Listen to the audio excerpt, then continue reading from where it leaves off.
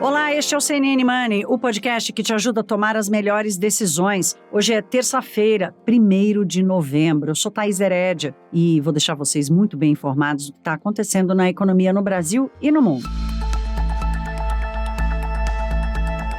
Minha Nossa Senhora, gente do céu, o ano está acabando. Começa novembro, faltam 2 meses para 2022 ficar para trás. Mas vamos falar do que aconteceu ontem, que o último dia de outubro, dia 31 de outubro, foi um dia que só os gringos esperavam. Porque vocês repararam que o mercado viveu um dia de rally entre as principais moedas negociadas no mercado. Quem teve a maior valorização? O real. A moeda brasileira, um bull market raiz, um bull market roots, como dizem os estrangeiros. Até porque foram eles que lideraram essa disparada da bolsa e a queda do dólar no dia seguinte ao segundo turno das eleições. Olha, vamos lá. Primeiro, a Faria Lima acordou contrariado. A gente sabe disso, porque ela sempre deixou muito clara sua preferência pela reeleição do presidente Bolsonaro. Com a vitória do Lula, a expectativa, portanto, era de correção. Vocês ouviram no episódio de ontem a quantidade de gente do mercado que eu trouxe aqui para corroborar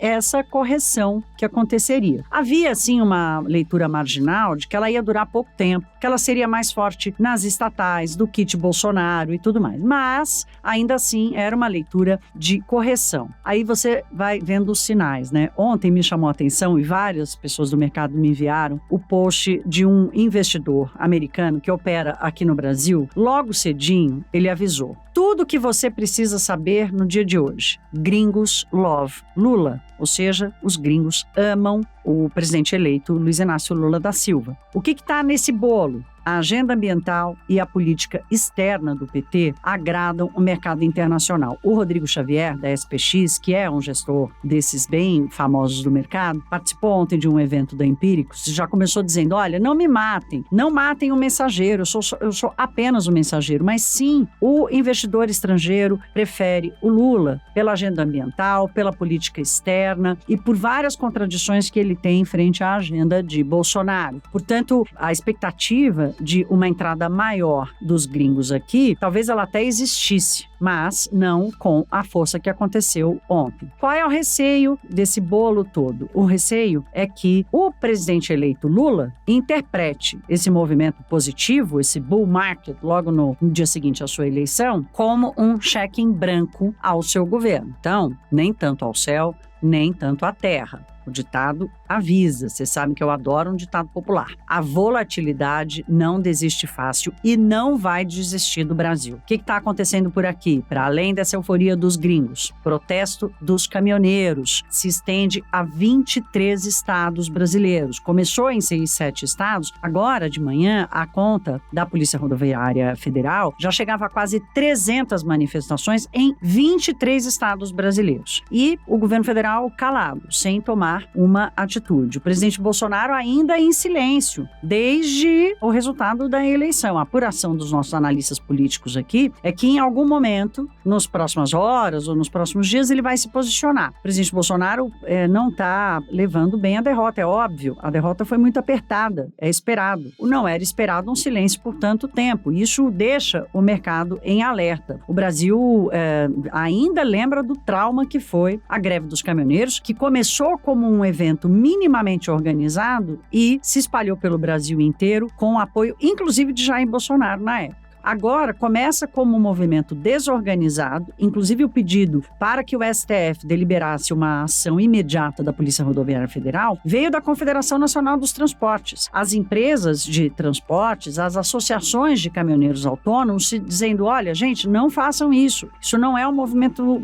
liderado por nós. Isso não é um movimento com organização das entidades civis que representam o setor. Então, há uma preocupação muito forte como é que isso vai acontecer. Então, olhando para o que aconteceu no mercado ontem, sim, tivemos um dia bastante positivo. A Bolsa, que não teve um dia espetacular, mas para quem esperava correção e para o tamanho da queda das estatais, que tem um peso relevante no índice Bovespa, a Bolsa conseguiu subir 1,31%, um pouco acima dos 116 mil pontos. E se descolou, inclusive, do movimento lá de fora. Então, o Brasil, mais uma vez, se descolando do mercado externo. O dólar, que abriu em alta, fechou numa forte queda de 2,5%, cotado a R$ 5,16. Fazer a ressalva aqui, vamos entender como é que isso vai se comportar no dia de hoje. O Vitor Cândido, da RPS Capital, me diz que o gringo já estava comprado em Brasil antes do segundo turno, o que explicou, como eu disse há pouco, esse fechamento positivo da semana passada. Então, vamos entender como que, diante desse novo cenário, o mercado vai se comportar nessa terça-feira. A volatilidade continua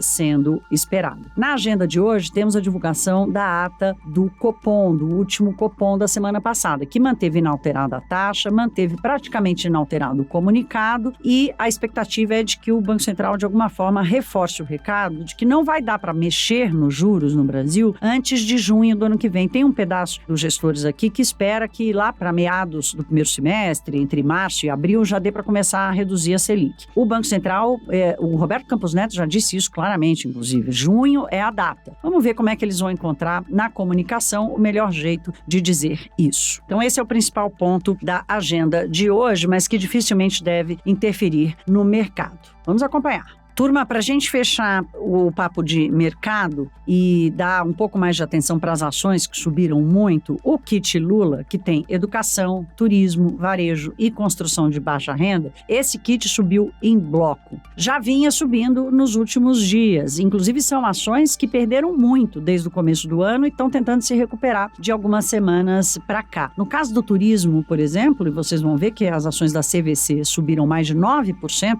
ontem, a queda do câmbio impacta a despesa das empresas. Portanto, elas têm aí um plus a mais para a valorização das suas ações. A Azul, companhia aérea, também teve alta de mais de 8%. Do outro lado, na ponta de quem perdeu, aí sim está o kit Bolsonaro, composto pelas estatais. Esse kit também caiu em bloco. As ações preferenciais e ordinárias da Petrobras tiveram queda fortíssima de mais de 8% e 7%. O Banco do Brasil também teve queda muito forte. Estão devolvendo a valorização que as estatais, que os dois tiveram aí nos últimos meses. E o entendimento do mercado é de que o governo petista é mais intervencionista mesmo, menos voltado para o mercado. O volume das ações negociadas da Petrobras ontem no mercado foi o recorde da história, o maior da história, segundo o cálculo do Einar Rivero da Trademap. Então, esse movimento mostra como o reposicionamento dos investidores foi forte e sinaliza também uma expectativa de pior performance da estatal daqui para frente.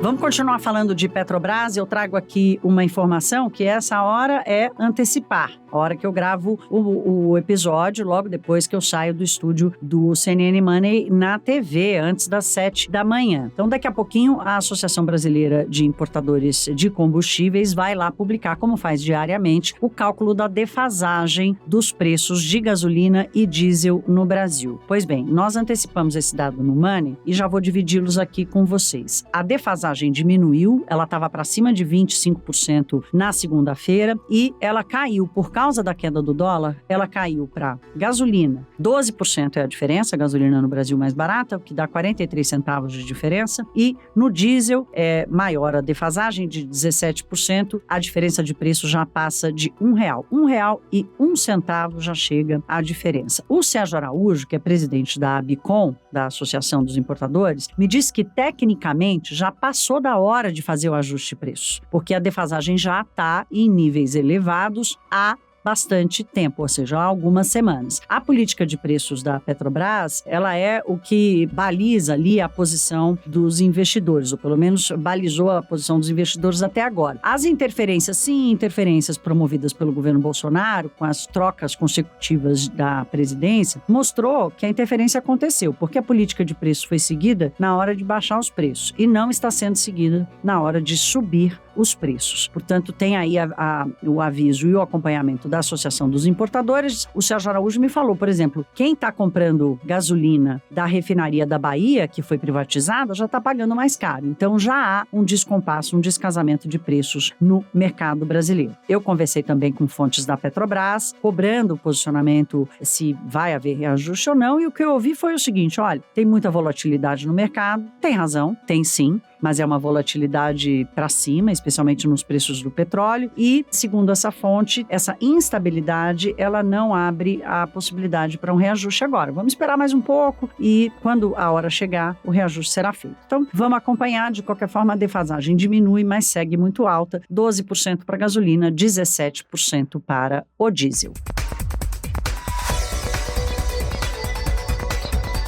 Turma, vamos falar agora de um outro assunto que preocupa todos os economistas do Brasil, um pouco mais, um pouco menos, mas é um consenso. Uma das maiores preocupações é exatamente a política fiscal. A pergunta principal é como é que o governo vai pagar todas as promessas? Não importava quem ganhasse, as promessas estavam muito parecidas, impondo um custo altíssimo às contas públicas no ano que vem, custo que não está programado para o orçamento federal, custo que não é coberto pelo teto de gastos, portanto, há uma discussão já acontecendo sobre como fazer.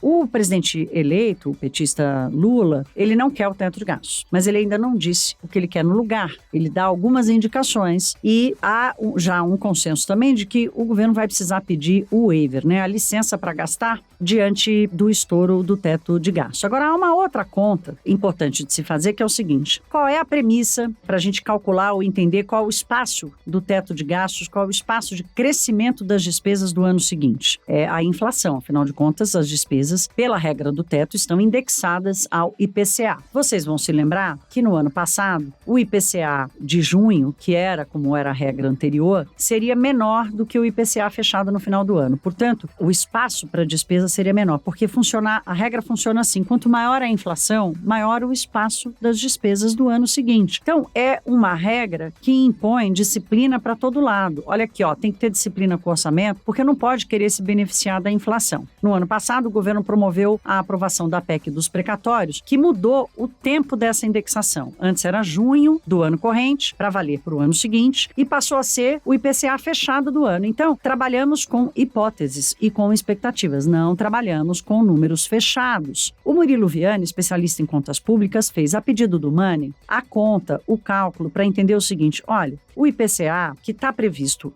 no projeto de lei orçamentária do ano que vem, está acima de 7%.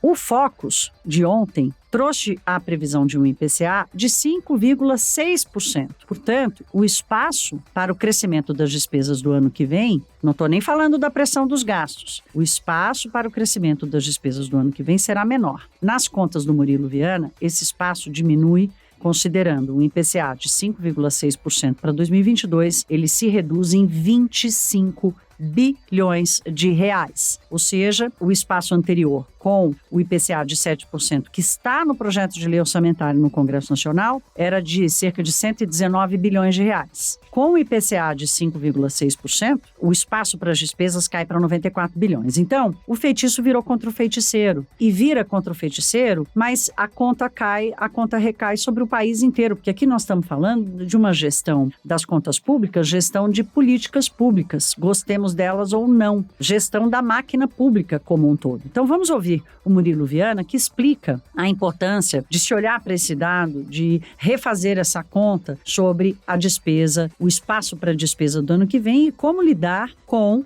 todas essas contas que virão com as promessas de campanha. O primeiro ponto que é bem importante destacar é que quando o governo quis mudar a regra do teto de gastos, passando o período aí de 12 meses do IPCA, da inflação medida pelo IPCA, de junho para terminando em dezembro, ele ganhou um espaço fiscal adicional ali naquele ano, mas a gente já pontuava desse risco aí, evidentemente, de a folga que teria no ano depois poderia voltar contra o governo. Evidentemente, isso aí depende do comportamento efetivo da inflação ao longo do período. Mas tem uma questão super relevante, que é o planejamento fiscal, porque quando a gente tem a âncora fiscal calcada no teto de gasto, que leva em consideração o aumento aí da inflação medida pelo IPCA, quando a gente tinha ali os 12 meses até junho, quando havia confecção da peça orçamentária, já tinha um conhecimento de qual que era o espaço fiscal que deveria ser utilizado para o outro ano. Agora, a gente tem algo estranho, que a gente manda a peça orçamentária para o Congresso, tendo uma incerteza sobre qual que vai ser, de fato, o espaço fiscal para o outro ano. E junta isso ainda o período eleitoral que ocorreu,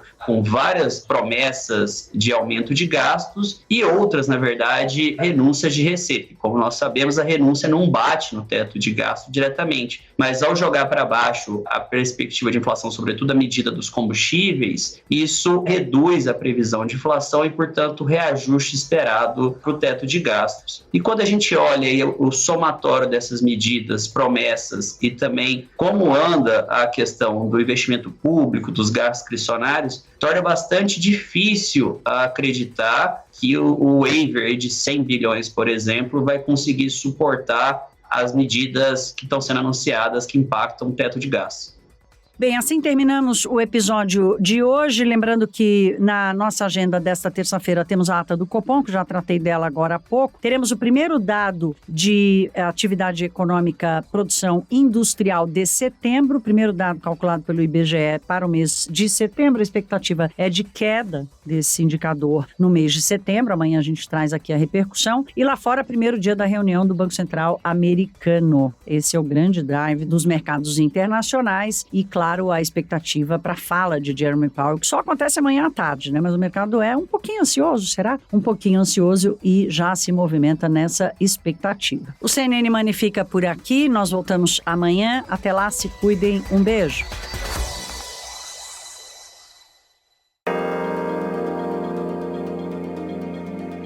Com apresentação, pauta e coordenação editorial de Thaís Herédia, este podcast é produzido pela CNN Brasil com edição da Maremoto. Produção Larissa Coelho e Fabrício Julião. Edição e sonorização Felipe Gomes. Coordenação técnica Paula Weinberg e Felipe Gomes. Coordenação de produto Verônica Schneider. Você também pode ouvir o CNN Money no site da CNN Brasil. E aproveite para conhecer os nossos outros programas em áudio. Acesse cnnbrasil.com.br/podcasts.